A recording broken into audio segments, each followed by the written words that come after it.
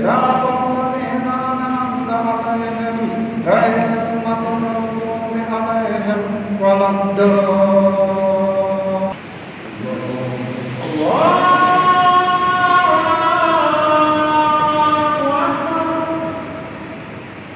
En ce jour béni de la fête de Tabaski, en tant que Malien et musulman, vu aussi que la période que traverse mon peuple, mon pays, je demande à l'ensemble des peuples maliens d'aller vers l'union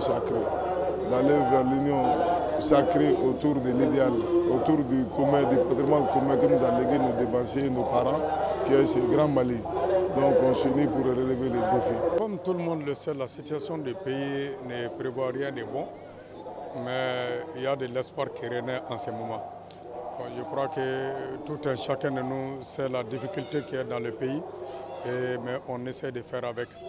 C'est quand un pays est soudé, solidaire, et quand il se donne la main, malgré toutes les difficultés qui peuvent venir, vous pouvez les traverser ensemble. Donc si vraiment cette fête arrive dans ce contexte, il faut les vivre avec, mais il faut vraiment le faire avec surtout la tête, pas avec le cœur. Donc vraiment, chacun de nous a commencé cette fête dans des conditions très difficiles, mais Dieu merci quand même, on est bien portant. Notre pays a souffert. Dû peut-être à des trucs que nous, citoyens lambda, on ne comprend pas trop. Mais quand même, ce que je demanderais au peuple, c'est d'être encore solidaire et de se donner la main. Parce qu'on a toujours dit que la pauvreté, elle est certes amère, mais elle a toujours été moins dans la solidarité. Donc qu'est-ce que ça veut dire? Ça veut dire que la situation est difficile, certes, mais en essayant de conjuguer nos efforts, je pense que nous aurons quelque chose de potable. Et au monde entier, de se tourner un peu vers ce Mali qui n'a fait souffert dans ces derniers temps.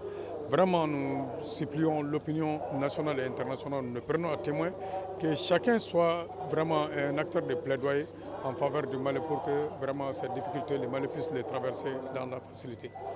Cette fête de Tabaski, comme tous les Maliens, nous le fêtons très bien ici et nous souhaitons vraiment beaucoup de paix, de stabilité pour notre pays et la cohésion sociale.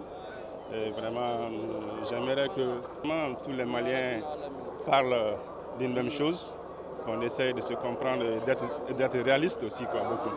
Je crois que tous les Maliens ont déjà compris les difficultés avec le problème, la levée de l'embargo, donc cette vie chère dans le monde. Il faut que vraiment la population essaye de parler d'une seule voix, vraiment comme un bon Malien, comme nos grands-parents ont eu à le faire, à montrer dans le temps.